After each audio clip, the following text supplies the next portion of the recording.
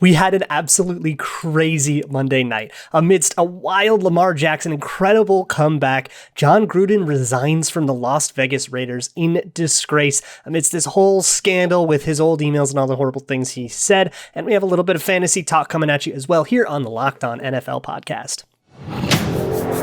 You are Locked On NFL, your daily NFL podcast. Part of the Locked On Podcast Network, your team every day.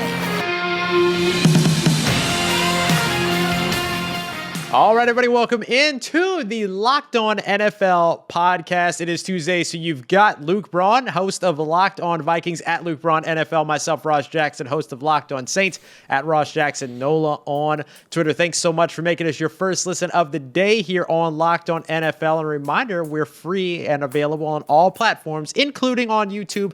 Hi, beautiful people. Y'all, we have a big topic to get into at the beginning of this one. As Luke said, Jon Gruden resigns in disgrace. I don't think there's any better way to put it. Listen, Jon Gruden, former now head coach of the Las Vegas Raiders, now out in Las Vegas after the surfacing of several emails that included overtly problematic language, including homophobic epithets, comments about DeMaurice Smith, the president of the NFL Players Association, having lips the size of Michelin tires. You've got sexist remarks. You've got anti-gay remarks. You've got all these other things going on around concussion protocols. I mean, all of these emails becoming available thanks to a sort of investigation that's happening with the Washington football team going into their toxic workplace culture. And this was all released by the New York Times. And I quote from the New York Times, he denounced the emergence of women as referees, drafting of a gay player, and the tolerance of players protesting during the playing of the national anthem. And that kind of feels like it's just a tip of the iceberg. So all of this comes down to, in the middle of the great Monday Night Football game, the former now head coach of the Las Vegas Raiders resigns. It's now going to be special teams coach Rich Bisaccia, who's going to step in place as the interim head coach. These emails were all found as being connected to Bruce Allen, the former WFT president. I mean, there's so much here, Luke. And the sad part about this is that it feels like there's a truth and there's sort of a reality in which this is just kind of the tip of the iceberg. Yeah, so I think it's really important to understand that the reason all this came out is because Jon Gruden and Bruce Allen are good friends, dating all the way back to Gruden's first stint in the NFL. They know each other and they talk to each other like friends, like they're very comfortable with each other, too comfortable with each other. And I think what you're seeing here is somebody got caught saying stuff they didn't know other people would hear. Yeah. And I think that's kind of how you could, like, it's really easy to imagine a lot of other people in the NFL talking a certain way when they don't think other people can hear. Maybe don't use your work email on that, Bruce Allen. But obviously that's beside the point. Emails, like, right. Not even don't send emails like this, but like, listen, I know we don't like to curse here on the Locked On Podcast Network, but honestly, like, Jon Gruden, just like, don't be a poopy doo-doo head, dude. Like, just leave it alone. Like, you didn't need to. You don't need to be this person. Period. I don't know. Right, and it's contemptible, of course, and but also stupid. Look, it's horrible, and the fact that he had to basically go up and resign in disgrace and say, I don't want to be a distraction, blah blah blah, just to evade the PR of it all. You know, a guy during Monday Night Football, by the way, the former Monday night broadcaster during Monday Night Football. And by the way, we will talk about that game, so don't worry about if you wanted to hear about Colts Ravens. We'll talk about that later. But I think, look, your favorite team's got people all over the staff that are like this too. This is not some just Jon Gruden special to him thing. It's all over the NFL, and the only reason we aren't clearing out 3 or 4 people from every NFL staff is because those guys didn't get caught. Yeah. And if they did get caught, they would be. It's one of those dark realities of the NFL that we just kind of have to reconcile with and just kind of say, okay, how can we just ignore this and enjoy football? And if you can ignore it and enjoy football, like, good for you. And if you can't, then it just kind of has to suck watching football if you can't not think about it, you know? Yeah, it's tough. It's tough to try to juggle all of that, right? It's like separating like the artist from the person or whatever, and like all these different sort of situations that we encounter all throughout life. But like this, I'll tell you what, man, this really stinks for Las Vegas Raiders fans because they're in the thick right now. The game out of first. AFC West, and like you finally have this season where the Kansas City Chiefs are 2-3 fighting for relevance in the AFC, and then then this happens, and I don't mean that from the perspective of like this is only important because the team was doing good. I just mean for the fans in a brand new market and everything that was going on, like the people that support this team, this organization, this is kind of a crappy situation for them to now have to sort of wade through in order to enjoy something that they're passionate about.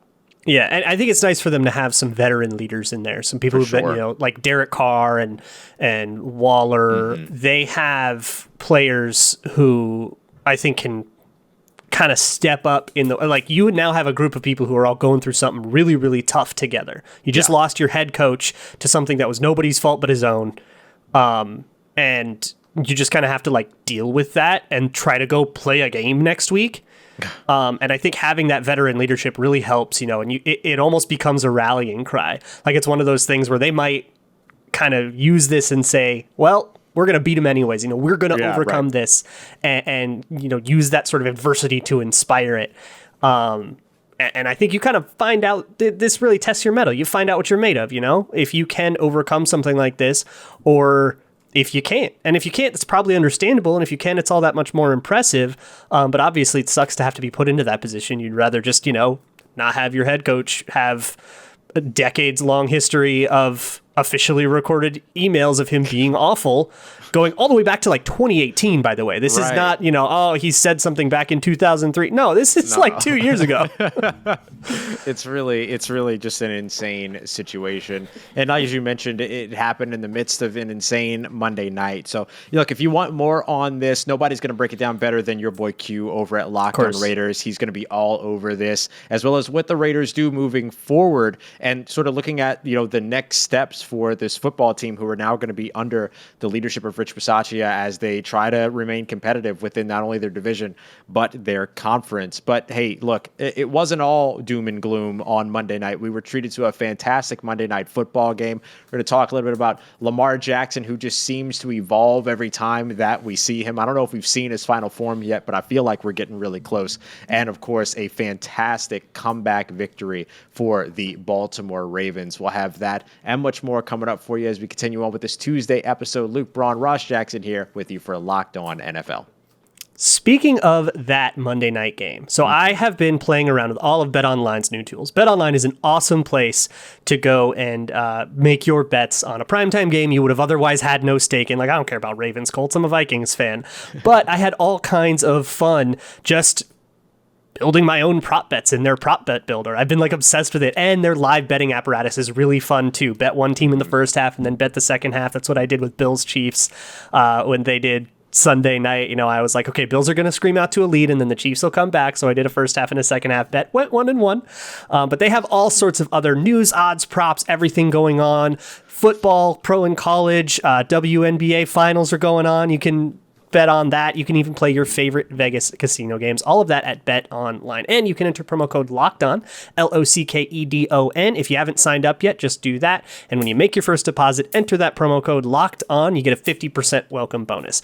That means for each dollar you put in, you get 50 cents slapped on top of it, courtesy of BetOnline in free play money. That is at betonline.ag, where the game starts.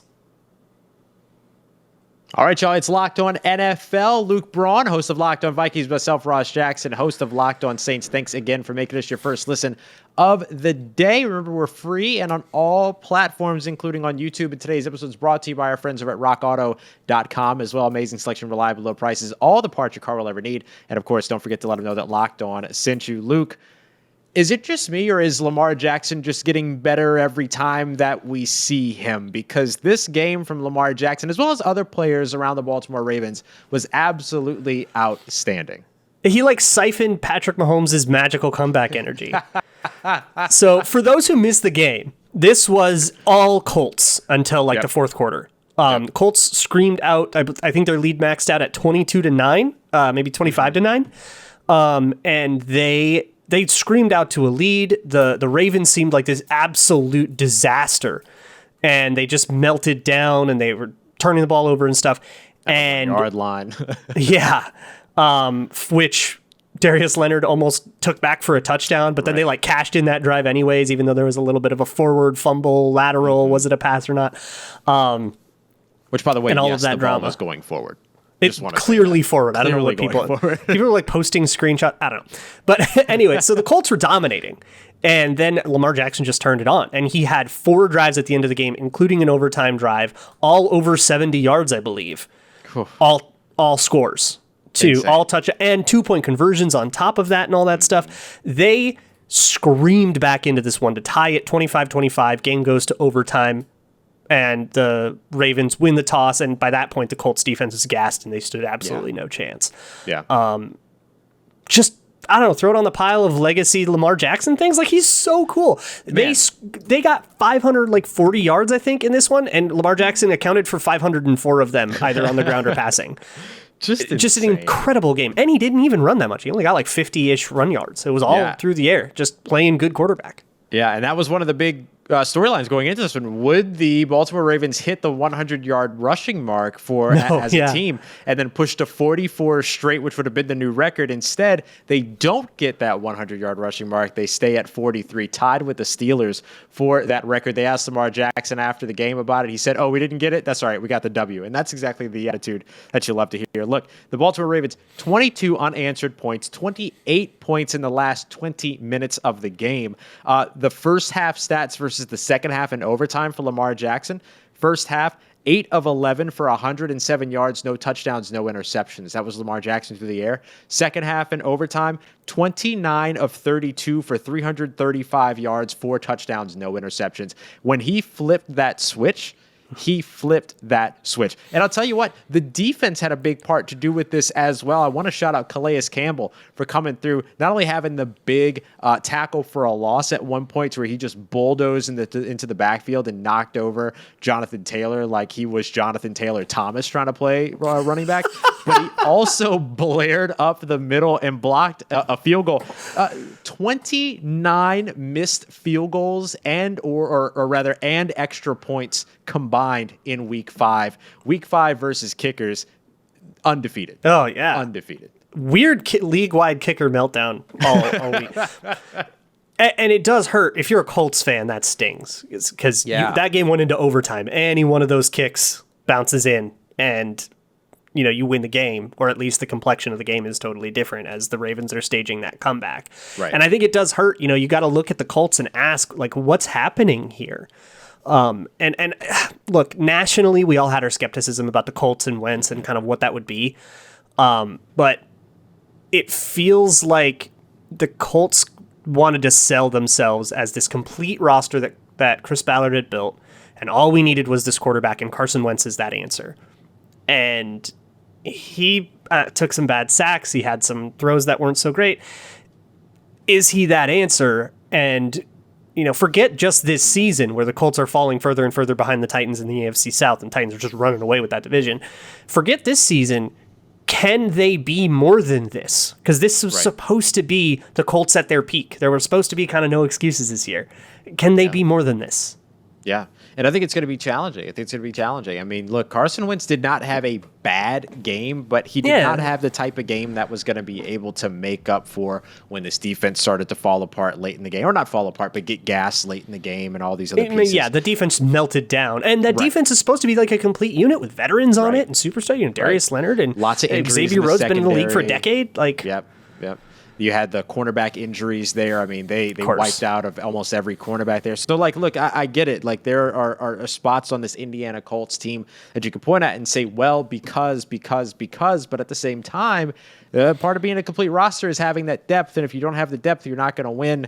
And, it's just tough to see this Indianapolis Colts team going anywhere. anytime really soon. But what an incredible game for Lamar Jackson, for the Baltimore Ravens, for NFL football fans in the midst of a night that was otherwise kind of shrouded in degradation, shrouded in controversy, shrouded in all these other things, to be able to get back to the basics of the NFL and just enjoy a phenomenal football game that gave you everything that you were looking for. Just one of the most dynamic players in football put on a show, and that'll cheer you right up. Yeah. We still have fantasy. Speaking of all the dynamic players in football, we still got to talk a little bit of fantasy here. Obviously, we had Saquon Barkley go down. That's going to affect your teams and all sorts of other stuff, waiver wire. We're going to chat with Kate Majuk about all that on the Tuesday Fantasy Forum in a bit. But I also want to talk to you about... So, Ross, do you ever have streaks on your windshield? Oh, yeah. Yeah. Yep. That can be dangerous, right? Especially if it's raining out and you're not getting it all. Replacing your whole windshield wiper is like mega expensive. If you go to rockauto.com and enter your make, your year, and your model and just make sure you know how long the windshield blade is, just go outside and measure it real quick, you can get a new windshield wiper blade for like $3.62. Oh, my. And you could just slip it off and on. It's like not even a real car repair thing. That is the kind of savings that Rock Auto can get you. Even if you're not like a DIY kind of person, you can still get like jumper cables. And if you live in a wintry place, like an ice scraper, all sorts of like essential car supplies at anything you'd get at a brick and mortar auto shop, and then some. If you actually are like a gearhead and you need gaskets or whatever, you can get all that stuff at rockauto.com. Love gaskets. They are a family company. They've been doing this online for 20 years, so they're going to make sure that they're taking care of you, and you can save $1 as compared to the brick and mortar auto shops that are going to upcharge you. Your mechanics will upcharge you. Rock Auto, they're taking care of you. So head on over to rockauto.com, and at checkout, there's a How You Heard About Us section. Make sure you let them know that Locked On sent you. Rock Auto, amazing selection, reliably low prices, all the parts your car will ever need. All right, everybody, it is Tuesday, and we get a very, very kind of much-needed palate cleanser here, something we could always enjoy talking about. Our good friend Kate Majuk coming through at FF Ball Blast on Twitter for our Tuesday Fantasy Forum. Kate, thanks so much for joining us today. How are you? Thank you for having me on, guys. You're right. This is a very necessary palate cleanser, but football, the show always goes on, right? That's absolutely right. Exactly. That's absolutely right. And unfortunately for a lot of fantasy football players, the show must go on without their top running back this season because you have at least for a little while, like that transition. I mean, it's kind of sad, but it's a good transition. But Saquon Barkley dealing with a big-time ankle injury. It's described as a low ankle injury. What does this mean for fantasy owners, and where should they look in the coming weeks?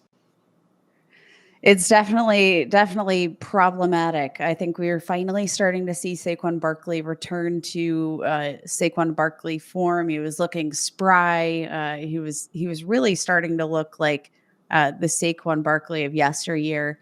This is just another setback. You hate to have that an additional lower body injury, especially for a running back. All of these guys rely so much on power. I think we do have to anticipate, the timeline. We've seen anything from, at least week 6 to, maybe, up to 4 weeks. Mm-hmm.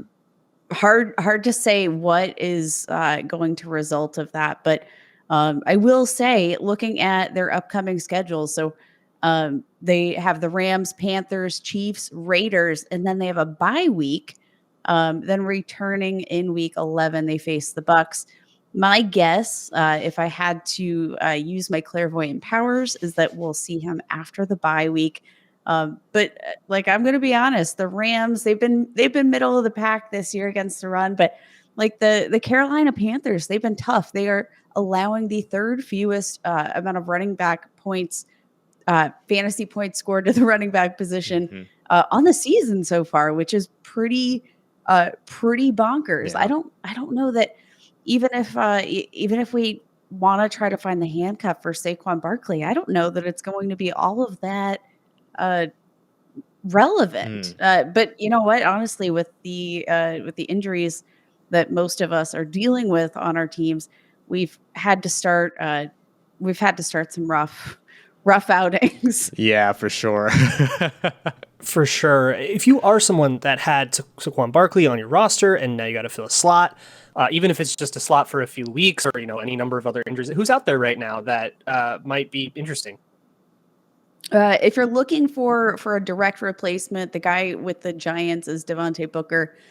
Came in Saquon's absence, had 16 rushes, 42 rushing yards, not overly efficient, but is a capable receiving back. Ended up scoring 2 touchdowns, which, not that anybody started him to begin with, but good to know that he got that done. Another name that I am looking at, though, and kind of I feel like flew under the radar this week is Khalil Herbert, running back for the Chicago Bears. We also have David Montgomery dealing with a sprained knee. We all kind of just took it for granted that it was going to be Damian Williams. He was going to come in and be the guy. But we actually saw rookie Khalil Herbert come in, take 18 rushing attempts on the ground, managed 75 yards, didn't have a target, which you never like to see that, but played 53% of offensive snaps, which I like that upside, especially in an offense that is utilizing the run so heavily. Khalil Herbert's a guy I want to keep my eye on, and I think he's really just generally flown under the radar because everybody had their sights set on Damian Williams. Khalil Herbert, very, very exciting college career on and off the field. Did a lot of really, really great stuff. Glad to hear his name pop up so quickly into his rookie season, albeit because of injury. So you do always hate to see that. Look, if you're not looking for a running back, Kate, or you're looking for any player that you could potentially be targeting on the waiver wire this week, who are some of those players that fantasy owners should be looking for? I want to just, put the vote of confidence out there. If you guys are looking for some help at tight end, don't forget, just double check your waivers for Dalton Schultz and Dawson Knox. Their performance this season has just been absolutely off the charts, ridiculously efficient. No way they can sustain it, but I definitely think we need to double check our waivers just to make sure they didn't fall through the cracks. Because you know what, they are not big time household names. Marquez Callaway, another name we saw finally. Jameis tossed up some big ones this week. Marquez Callaway was actually like one of the most hyped sleepers going into the season, but everybody got pretty frustrated with a very slow start.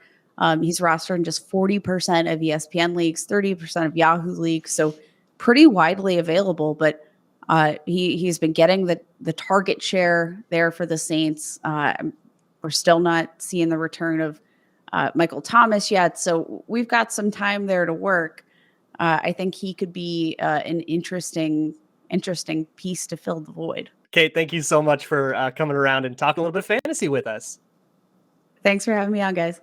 So tomorrow on the Locked On NFL podcast, Tony and James are going to take care of y'all, talk about if there's more to talk about with Jon Gruden, they'll handle that, but it's also the Power Rankings show. So if you're into Power Rankings, make sure you stop by on Wednesdays at the Locked On NFL podcast. For Ross Jackson, I'm Luke Braun. Thank you all so much for listening to the Locked On NFL podcast. Thank you for making us your first listen. Your second listen should be the Peacock and Williamson podcast, also part of the Locked On family. Brian Peacock and Matt Williamson, former NFL scout, doing an awesome job breaking everything down. So go and check that out. We will see you all tomorrow here on the Locked On NFL podcast, part of the Locked On Podcast Network, your team every day.